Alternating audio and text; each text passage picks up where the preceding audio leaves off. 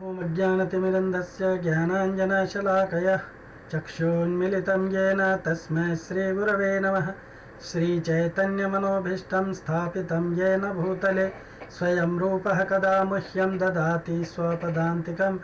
वन्देऽहं श्रीगुरौ श्रीयुतापदकमलं श्रीगुरून् वैष्णवांश्च श्रीरूपं साग्रजातं सहगण रघुनाथान्वितं तं सजीवं साद्वैतं सावधूतं परिजनसहितं कृष्णचैतन्यदेवं श्रीराधाकृष्णपादान् सहगण ललिता श्रीविशाखान्वितांश्च।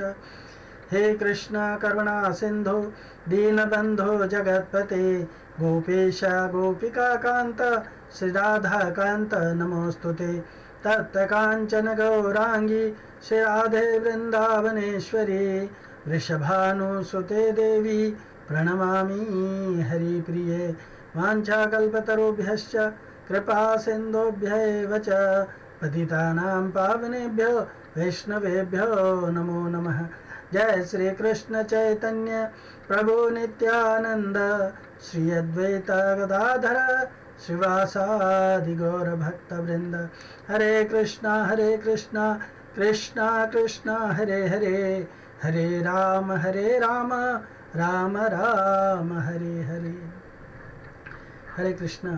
अब हम लोग ईशोपनिषद का मंत्र नंबर 17 पे चर्चा करेंगे। मंत्र इस तरह से है।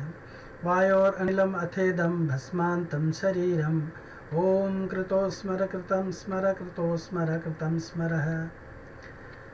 इसका अनुवाद है, इस क्षणभंगुर शरीर को भस्म हो जाने दें और प्राणवायु को वायु के पूर्ण कोश में मिल जाने दें। अब हे भगवान, मेरे समस्त यज्ञों को स्मरण करें और चूंकि आप चरम भोक्ता हैं, अतएव मैंने आपके लिए जो कुछ किया है उसे स्मरण करें। इस मंत्र में, मंत्र 15 और 16 में सेवा, भगवत बुद्धि और आत्मानुभूति की प्रार्थना करने के बाद अब 17 और 18 मंत्र में भक्त भगवान से उनकी सेवाओं और आध्यात्मिकता के व्यवहार को स्वीकार करने की प्रार्थना करता है। इसका द्रष्टव्य है, भगवान की पूर्ण भक्तिपूर्ण सेवा ही, भगवान की भक्तिपूर्ण सेवा ही जीव का एकमात्र शाश्वत लाभ की वस्तु है। इस पे हमको ये चीज़ हमें समझना है। और चूँकि भौतिक शरीर जो अंततः त्याज्य वस्तु है, इसकी सार्थकता पूरी तरह से भगवान की सेवा में प्रयुक्त करने पर है। ये भौतिक शरीर अंततः छूट जाने वाला है, तो ये तभी सफल हो सकता है जब इसको भगवान की सेवा में प्रयुक्त किया जाए। और एकमात्र भगवान की कृपा से ही जीव भौतिक शरीर और भौतिक बंधन से मुक्ति प्राप्त कर सकता है। भगवान से प्रार्थना के लिए सेवा और प्रार्थना करने के बाद भगवान से प्रार्थना के लिए सेवा और प्रार्थना करना चाहिए। भगवान से प्रार्थना करना चाहिए भगवान की सेवा प्राप्त करने के लिए, ये कहना है एक्चुअली। और भगवत सेवा श्रवण कीर्तन इत्यादि 9 विधाओं से संपन्न होती है। श्रवणम कीर्तनम स्मरणम अर्चनम वंदनम दास्यम साख्यम आत्म निवेदनम। फोकस किस विषय पर करना है? भगवान के प्रति अपनी सेवाओं पर फोकस करना है कि हम भगवान के प्रति कौन सी सेवा अर्पण कर रहे हैं। दूसरा, सेवा भगवान की प्रसन्नता के लिए होती है, न कि अपने स्वार्थ की पुष्टि के लिए।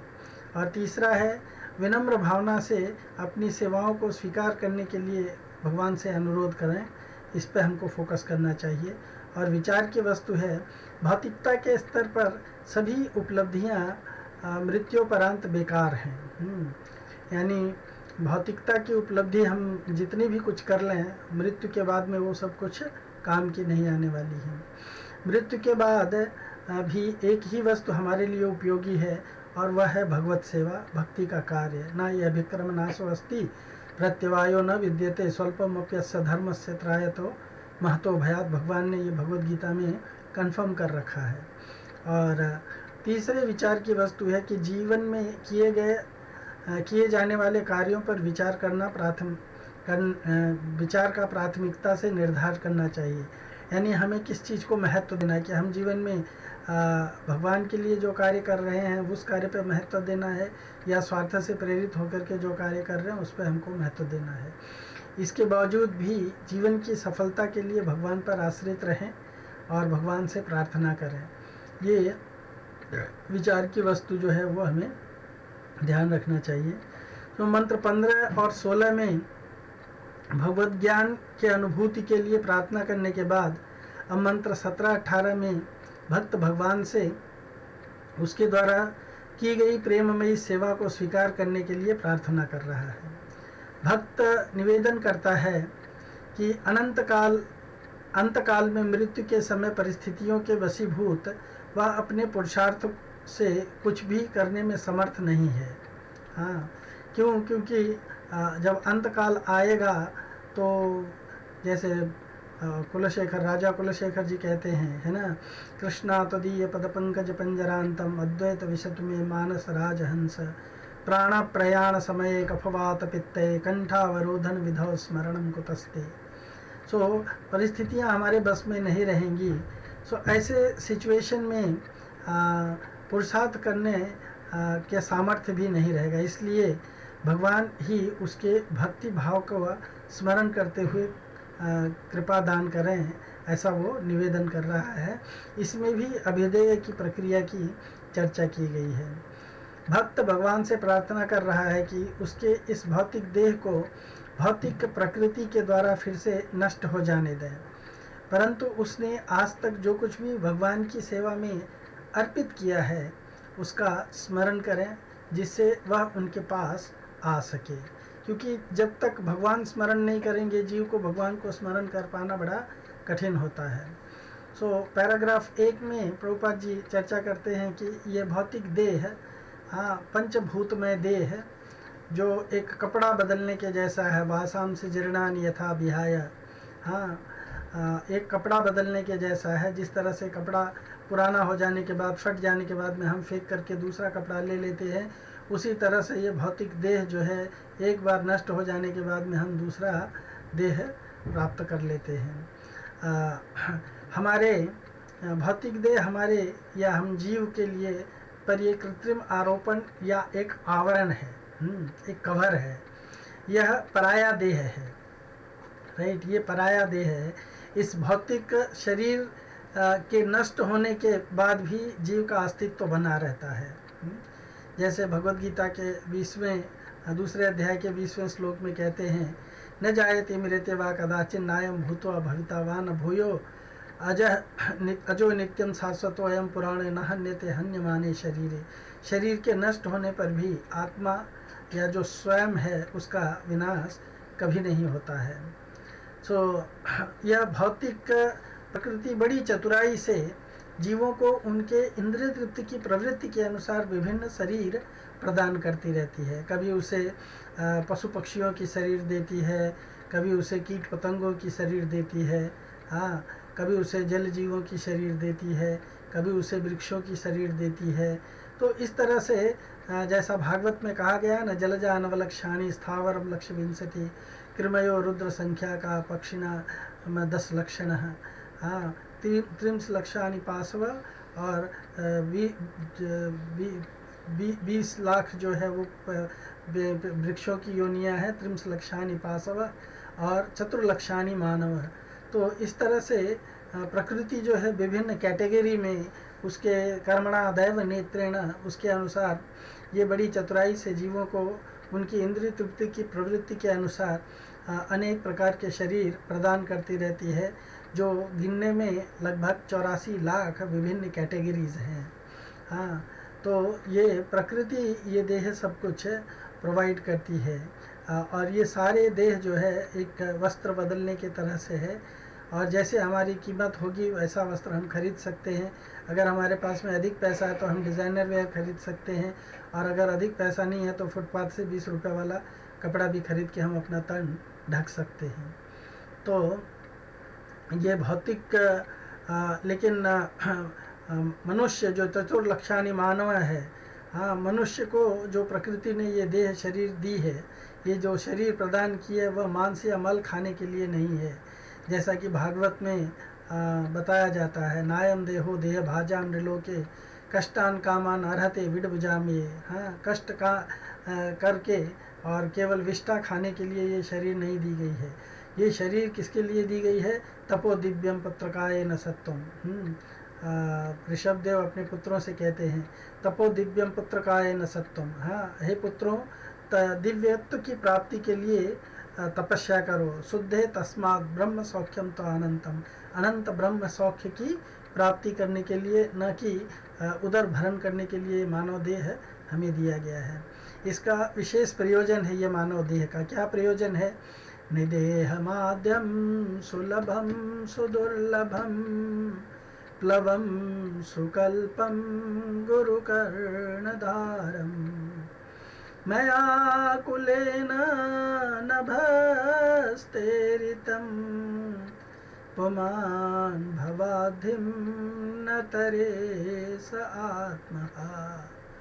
ये श्रीमद् भागवत के 11वें स्कंद में बताया गया है कि ये मानव देह यद्यपि बड़ा दुर्लभ है, फिर भी भगवान की कृपा से हम जैसे जीवों को ये सुलभ हो गया है। ये मानव शरीर जो है एक सुकल्पित, एक अच्छी तरह से डिज़ाइंड, अच्छी तरह से बनाया गया बोट के तैसे है, प्लव है। और इस बोट को चलाने वाले जो हैं वो गुरु की कृपा है, गुरु कर्णधारम। और भगवान ने जो शास्त्रों को दिया है, वो शास्त्रों का ज्ञान जो है वो हवा की तरह से है, जो इस बोट को तैराने वाला है। और इतना सब फैसिलिटी होने के बावजूद भी अगर जो जीवात्मा ये मानव शरीर पा करके अगर वो इस भव सागर को, यानी जन्म मृत्यु के चक्र को पार नहीं कर जाता, इससे निकल नहीं जाता है, वो अपने आप का हत्यारा है। ये भी बताया गया है उसी चैप्टर में भागवतम के, लब्ध्वा सुदुर्लभमिदं बहुसंभवान्ते मानुष्यार्थदम् अनित्यम् अपीह धीर तूर्णं यतेत् न पतेद् अनुमृत्यु यावन् निःश्रेयसाय विषय खलु सर्वतस्या। लब्ध्वा सुदुर्लभम इदम।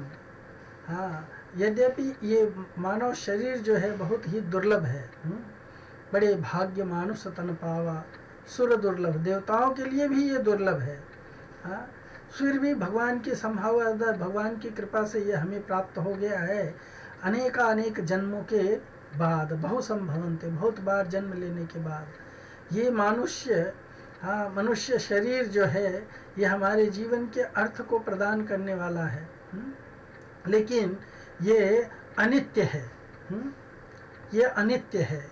अनित्य इसलिए है क्योंकि ये कभी भी मृत्यु के गाल में समा सकता है। जैसे अन्य, कभी ये बालपन में ही मृत्यु में चला जाता है, कभी गर्भ में ही मृत्यु को प्राप्त हो जाता है, कभी गर्भ से जन्म लेने के 2-4 महीने के अंदर चला जाता है, 2-4 साल में चला जाता है, 40-50 साल में जाता है, 100 साल में जाता है। तो जब तक ये मृत्यु के द्वारा इसको नष्ट नहीं कर दिया जाता है, तभी तक व्यक्ति को चाहिए कि वो अपने जीवन के परम लक्ष्य, यानी इस भौतिक जगत में जन्म और मृत्यु के सागर को तर करके पार हो जाए। ये मानव शरीर का सफलता होगी। अगर मनुष्य शरीर प्राप्त करके भी कोई अगर इस भौतिक जगत से तैर करके पार नहीं निकलता है तो वो वास्तव में अपने शरीर का नुकसान करता है। और इसी विश्वोपनिषद में 3रे मंत्र में कहा गया है कि सूर्या नाम ते लोक अंधेन तमसावृता तामस्ते प्रेत्याभिगच्छन्ति ये च आत्महनो जनाः। जो आत्महत्यारा होते हैं वो लोग अपने आप को जो भगवान की भक्ति नहीं करते हैं या इस भव सागर को तर करके पार नहीं होते, वो लोग केवल असुर्या नाम, असुरों के लोक में जन्म लेते हैं।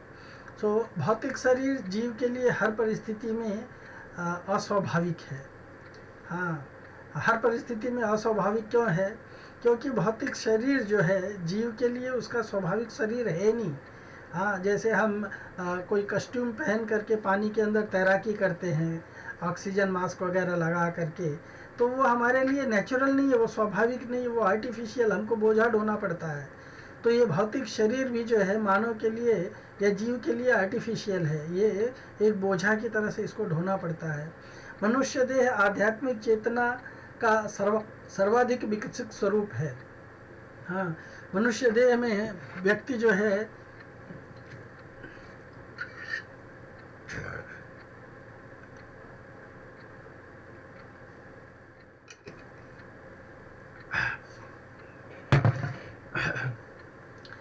लेकिन जो 84 लाख जीव योनियां दी गई हैं उसमें ये मानव देह जो है इसमें आध्यात्मिक चेतना जो है सबसे अधिक विकसित है। और शरीर का विनाश तो निश्चित है, चाहे किसी भी योनि में आपने जन्म लिया है।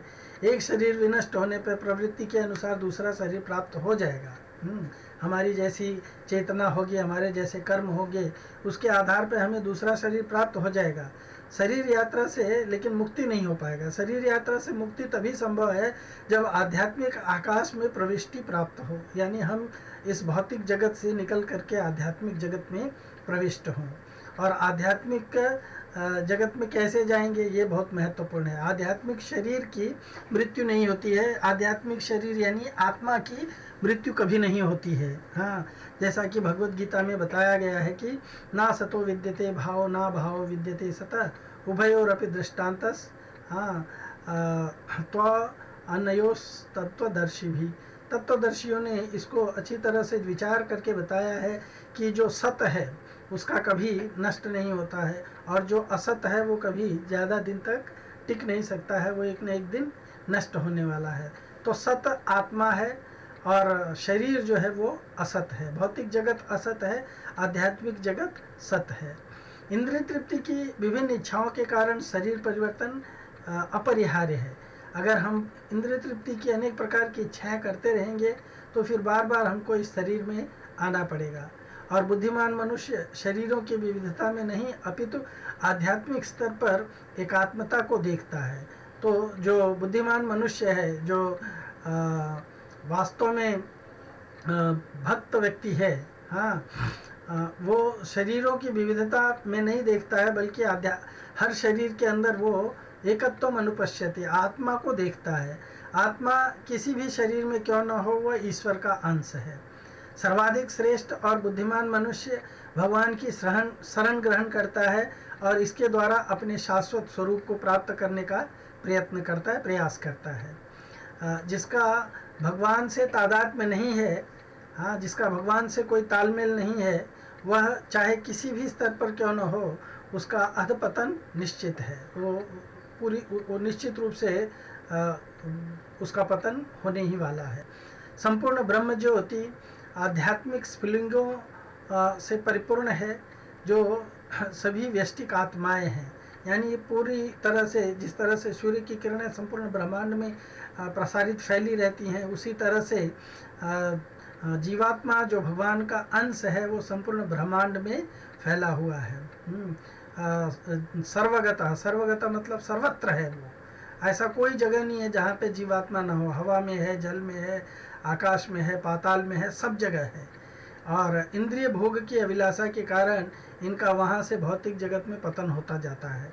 तो जहाँ कहीं भी जीवात्मा है इस जगत में, वहाँ से इसका पतन होता रहता है। क्यों? क्योंकि इसकी इंद्रिय भोग की अभिलाषा खत्म नहीं होती है। और स्वामी बनने की इच्छा भवरोग कहलाता है। अगर यहाँ पे कोई लॉर्ड एंड मास्टर बनना चाहता है तो वही भवरोग है। भवरोग देहांतरण का मुख्य कारण होता है। ब्रह्म ज्योति के साथ एकाकार होना परिपक्वता नहीं है। हाँ, कोई अगर व्यक्ति चाहे कि ब्रह्म ज्योति में समा जाए और ब्रह्म लीन हो जाए, ब्रह्म ज्योति में लीन हो जाए, हाँ, तो वो कोई बड़ी अच्छी बुद्धिमानी नहीं है। सर्वोच्च सिद्धि के लिए भगवान के प्रति पूर्ण आत्मसमर्पण के साथ आध्यात्मिक सेवा आवश्यक है, ऐसा श्रील प्रभुपाद जी 5वें पैराग्राफ में कहते हैं। इसके 6वें पैराग्राफ में प्रभुपाद जी कहते हैं कि यह मंत्र देह त्यागने के समय पर की गई प्रार्थना है। भक्त भगवत धाम वापस जाना चाहता है, इसलिए भगवान को स्मरण करना चाहता है। और जैसा कि भगवान ने नीति निर्धारित कर दी है कि अंतकाले च मामेव स्मरण मुक्त्वा कलेवरम यह प्रयाति समद्भावम याति अस्ति नत्र संशय। इसका कोई डाउट नहीं है कि जो भगवत धाम वापस जाना चाहता है उसको कृष्ण को स्मरण करना पड़ेगा। हाँ, वो यह भी अभिलाषा करता है कि भगवान कृष्ण भी उसका स्मरण करें। हाँ, कर्मी लोग भौतिक वस्तुओं और विषयों का स्मरण करते हैं और अंततः उसे प्राप्त करते हैं, जैसा कि भगवान ने भगवत गीता में कन्फर्म किया है, एमियम वापि स्मरणम भावम त्यजत अन्ते कलेवरम तंतमेवैति कौन्तेय तदा सदा तद्भाव भावितः। तो इसीलिए भौतिकता के स्तर पर अगर कोई व्यक्ति अपनी चेतना को विकसित करता है तो उसके लिए खतरा है कि वो अंतकाल में भगवान को स्मरण करने के बजाय उसी वस्तु को, विषय को स्मरण करेगा जिसमें उसकी रुचि है, उसका मन लगा हुआ है।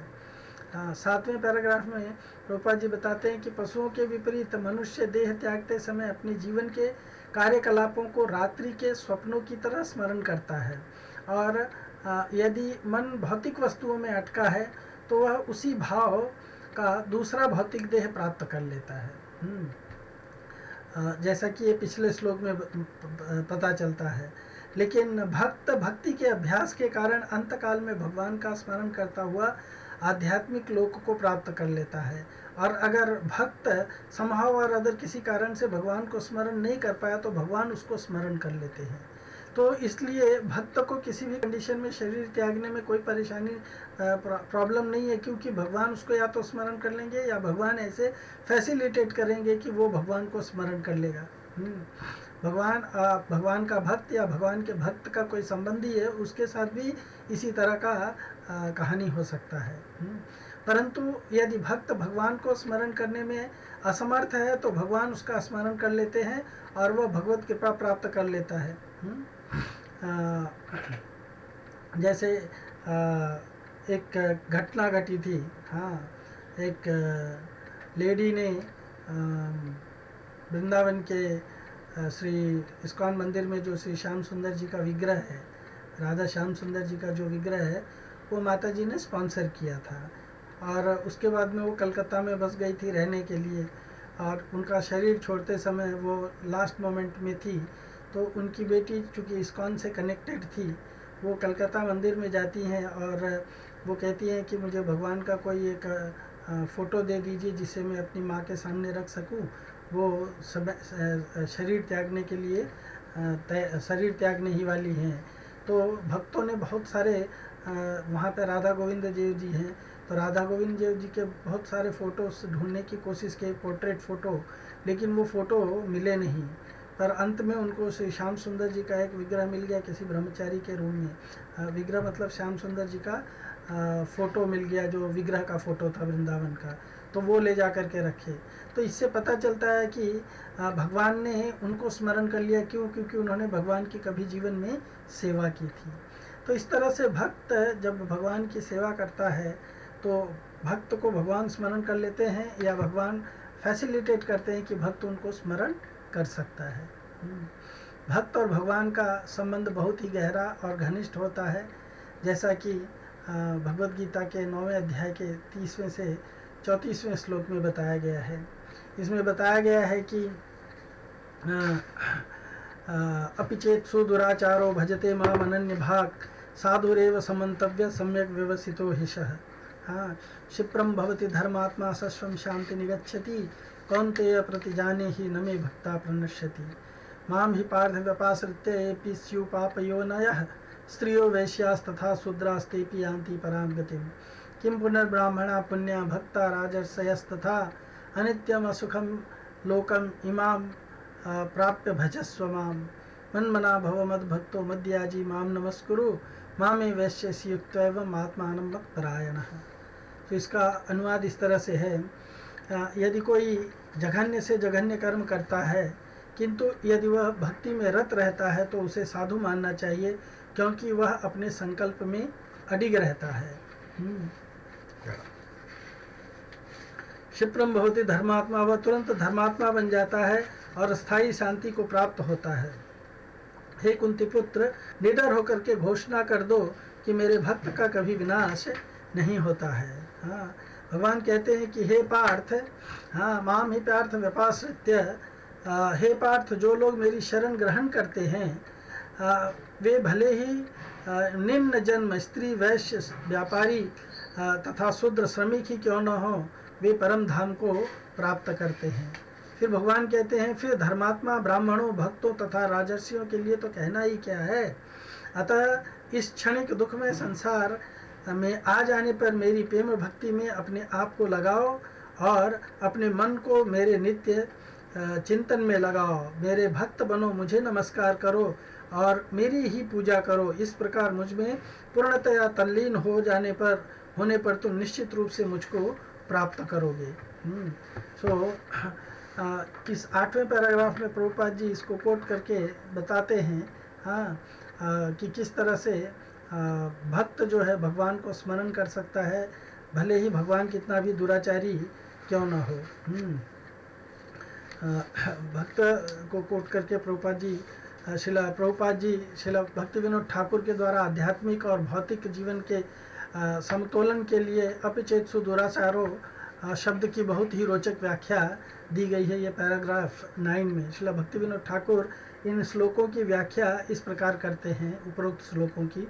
कृष्ण भक्त को संतों के सन्मार्ग पर समझना चाहिए। हाँ, कृष्ण भक्त जो होते हैं, हाँ, उनको सन्मार्ग पर, संतों के मार्ग पर समझना चाहिए।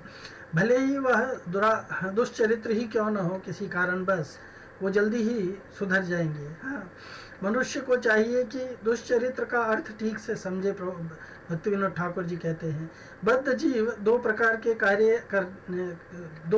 कार्य करने होते हैं बद्ध जीवों को। एक तो शरीर के पालन के लिए तथा दूसरे आत्म साक्षात्कार के लिए। तो सामाजिक पद, मानसिक विकास, स्वच्छता, तपस्या, भोजन तथा जीवन संघर्ष ये शरीर के पालन के लिए होते हैं।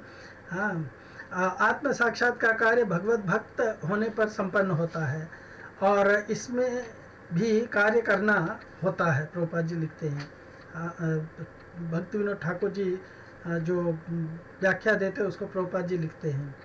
हाँ, ये दो विभिन्न कार्य समानांतर चलते हैं, क्योंकि बद्ध जीव शरीर का पालन नहीं त्याग सकता है, लेकिन जो जो भक्ति में वृद्धि होती है त्यों त्यों शरीर पालन के लिए किए जाने वाले कार्य घटने लगते हैं। जब तक भक्ति का अनुपात सही बिंदु तक नहीं पहुंच जाता, तब तक यदा कदा सांसारिकता का प्रदर्शन ही हो जाता है। लेकिन इस बात को ध्यान में रखना चाहिए कि ऐसी सांसारिकता अधिक काल तक नहीं चलनी चाहिए, चल पाती है, क्योंकि भगवत कृपा से ऐसी अपूर्णताएं शीघ्र ही समाप्त हो जाती हैं। इसलिए भक्ति का मार्ग ही एकमात्र सही मार्ग है। यदि मनुष्य सही मार्ग पर रहे तो सदा यदा कदा सांसारिकता के आ जाने के से आत्म साक्षात्कार की प्रगति में रुकावट नहीं आती है। ये शिला भक्ति विनोद ठाकुर जी जो है जीवन में तालमेल बैठाने की बात करते हैं और इस शब्द की बहुत सुंदर व्याख्या करते हैं। निराकारवादी लोगों को, भक्तों को जो सुविधाएं उपलब्ध हैं वो नहीं मिल पाती हैं, क्योंकि परम ब्रह्म के भगवान स्वरूप में विश्वास ही नहीं करते हैं वो। तो चूंकि भगवान में विश्वास ही नहीं करते, तो इसलिए ये यथा माम प्रपद्यन्ते तांस तथैव भजाम्यहम्, भगवान उनके साथ उसी तरह का व्यवहार करते हैं। ये 10वें पैराग्राफ में बताया गया है। और 11वें पैराग्राफ में बताते हैं कि जो लोग भगवान की भक्ति करते हैं, नवधा भक्ति के किसी भी अंग का अनुपालन के द्वारा, हाँ, श्रवणम, कीर्तनम, स्मरणम, वंदनम, पाद सेवनम, अर्चनम, दास्यम, साख्यम, आत्मनिवेदनम, तो ये भक्ति के 9 अंग हैं। तो इनमें से 9 आधारभूत अंगों में से एक या सभी अंगों का आचरण करके अपने जीवन के लक्ष्य को प्राप्त किया जा सकता है। और ऐसे प्राप्त करने वाले भक्तों के उदाहरण भी दिए गए हैं। श्रवण के माध्यम से परीक्षित महाराज ने अपने जीवन को सफल बनाया, कीर्तन के माध्यम से सुखदेव गोस्वामी ने अपने जीवन को सफल बनाया, स्मरण के माध्यम से प्रहलाद महाराज ने अपने जीवन को सफल बनाया, अक्रूर जी ने वंदन करके अपने जीवन को सफल बनाया, पाद सेवन के द्वारा लक्ष्मी जी ने अपने जीवन को सफल बनाया, अर्चनम के द्वारा पृथु महाराज ने अपने जीवन को सफल बनाया, दास्यम के द्वारा हनुमान जी ने अपने जीवन को सफल बनाया, साख्यम के द्वारा अर्जुन जी ने अपने जीवन को सफल बनाया और आत्मनिवेदन के द्वारा बलि महाराज ने अपने जीवन को सफल बनाया। और सभी 9 विधाओं के द्वारा अम्बरीश महाराज ने अपने जीवन को सफल बनाया। तो इसमें से भक्ति के किसी भी एक अंग का या सभी अंग का या मल्टीपल अंग का पालन करने से व्यक्ति जो है अपने जीवन को सफल बना सकता है। हाँ, अम्बरीश महाराज के उदाहरण दिया जाता है भागवत में 9वें स्कंद के 4थे अध्याय के 18वें से 20वें श्लोक तक। वो किस तरह से अपने आप को भगवान के सेवा में लगाते थे उसका उदाहरण दिया गया है। सवै मन कृष्ण पदार विंदयोर वाचांसि वैकुण्ठ गुणानुवर्णने करेर्हरो मंदिरमार्जनादिषु श्रुतिं चकार अच्युत सत्कथोदय। सवय मन कृष्ण पदारविंदय। मन जो है उनका भगवान के चरण कमलों में लगा रहता था। वाणी जो है भगवान के गुणानुवाद गुणगान करने में लगी रहती थी। हाथ जो है भगवान के मंदिर का मार्जन करने के लिए लगे रहते थे। और श्रुति कान जो है भगवान के लीला कथा को सुनने में, और आँखें जो है भगवान के श्री विग्रह का दर्शन करने में, और अंग जो है पूरा अंग जो है उनके भक्तों के अंग संगम करने के लिए, यानी भक्तों को गले मिलाने के लिए उनके नाक जो है भगवान के चरणों में अर्पित तुलसी के सौरभ या फूलों के सुगंध को सूंघने के लिए, और जिह्वा पर तुलसी जो है जिह्वा पर तुलसी स्वाद के लिए, और पद हरे क्षेत्र पैरों से भगवान के धाम को विचरण करने के लिए भगवान, और सिर जो है वो भगवान ऋषिकेश के चरण कमलों में वंदन करने के लिए, और जितनी भी इच्छाएं थी वो केवल भगवान की संतुष्टि की इच्छा, और इसको छोड़ करके दूसरा उनके जीवन में कुछ भी नहीं था। तो इस तरह से उन्होंने भगवान के प्रति अपने मन में रति डेवलप किए थे। इस मंत्र की व्याख्या श्रीमद्भागवत में की गई है। महाराज परीक्षित सुखदेव गोस्वामी से प्रश्न करते हैं कि प्रत्येक मनुष्य का विशेषतः मृत्यु के समय क्या कर्तव्य है। वो कहते हैं अत पृक्षामि संसिद्धिम योगिनां परमं गुरुम पुरुषेत्यहं यत्कार्यं म्रियमाणस्य सर्वथा। आप योगियों के परम गुरु हैं। परीक्षित महाराज सुखदेव गोस्वामी से कहते हैं कि आप योगियों के परम गुरु हैं, इसलिए मैं परम सिद्धि के दाता आपसे यह जानना चाहता हूँ कि जो प्राणी मृत्युग्रस्त है, यानी सर्वथा मरणासन्न है, उसको क्या करना चाहिए। सो यत् श्रोतव्यम अथोजप्यम यत्का कर्तव्यम नभि प्रभो स्मर्तव्यम भजनीयम वा ब्रूहि यदा विपर्ययम। वो कहते हैं कि साथ ही ये भी बतलाइए कि मनुष्य मात्र को क्या करना चाहिए, वे किसका श्रवण, किसका जप, किसका अनुष्ठान, किसका स्मरण और किसका भजन करें, तथा जो उनके कर्तव्य हैं, कर्तव्य के प्रतिकूल है या त्याज्य है, उसे भी बताइए। इसके उत्तर में सुखदेव गोस्वामी कहते हैं तस्मात् भारत सर्वात्मा भगवान ईश्वरो हरिः श्रोतव्य कीर्तितव्यश्च स्मर्तव्यश्च इच्छता अभयम्। एतावान् सांख्य योगाभ्याम स्वधर्म परिनिष्ठया जन्मलाभ पर पुंसाम अन्ते नारायण स्मृति। कहते हैं हे भारत, इसलिए जो अभय चाहते हैं उनको सर्वात्मा भगवान सर्व दुख हरता श्री कृष्ण का नाम गुण लीला का श्रवण करना चाहिए, कीर्तन करना चाहिए तथा उनका स्मरण करना चाहिए। अंत समय श्री नारायण की स्मृति का होना ही मानव जीवन का सर्वश्रेष्ठ लाभ है। वह स्मृति चाहे निष्ठा सहित वर्णाश्रम धर्म का पालन के द्वारा हो, अथवा आत्म अनात्म विवेक के द्वारा हो, अथवा अष्टांग योग के द्वारा प्राप्त हो, कैसे भी हो। ये प्रभुपाद जी 12 और 13 श्लोक में 12 और 13 पैराग्राफ में इसका चर्चा करते हैं।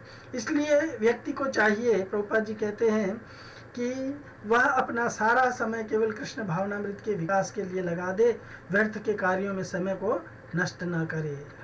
निद्या ह्यक्ते नक्तम व्यवाये न च वावयः दिवाचार्थे हया राजम कुटुंब भरणेन वा। हे राजन, उन लोगों की आयु का रात्रि का समय निद्रा और स्त्री विलास में बीतता है, तथा दिन का समय धन पैसा कमाने की चेष्टा में अथवा स्त्री पुत्रादि सहित अपने कुटुंब के भरण पोषण में हरण होता चला जाता है। तो इस तरह से समय वेस्ट करने से हम जो मानव जीवन का लाभ प्राप्त किए हैं इसका दुरुपयोग हो जाएगा।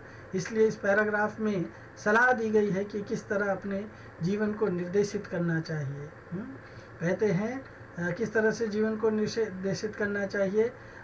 तस्मात् केनापि उपायेन मनः कृष्ण निवेश, किसी भी प्रकार के उपाय करके अपने मन को कृष्ण में लगाना चाहिए। हाँ, अगर मन कृष्ण में नहीं लगेगा, हाँ, तो वो जीवन जो है वो किसी न किसी प्रकार से नष्ट हो जाएगा। यहाँ पे वीणा का उदाहरण दिया जा सकता है। वीणा जो था उसका मन भगवान में नहीं लगा था, इसलिए उसको नर्क की यातना झेलनी पड़ी। लेकिन वहीं पे कंस इत्यादि जो थे, यद्यपि वो भगवान के से द्वेष करते थे, लेकिन चूंकि हमेशा भगवान को स्मरण करने के कारण उनको अंत में उनको सायुज्य मुक्ति प्राप्त हो जाती है। तो इस तरह से मन को समहाव और अदर भगवान में लगाना चाहिए, और मन को समहाव और अदर भगवान में लगाने के लिए ही भक्त जो है भगवान से निवेदन कर रहा है, और यही हम इस मंत्र से सीख सकते हैं। इसके 18वें मंत्र में भी हम इसी तरह की चर्चा देखेंगे। तब तक के लिए आपका बहुत बहुत धन्यवाद। Hare Krishna. Thank you so much.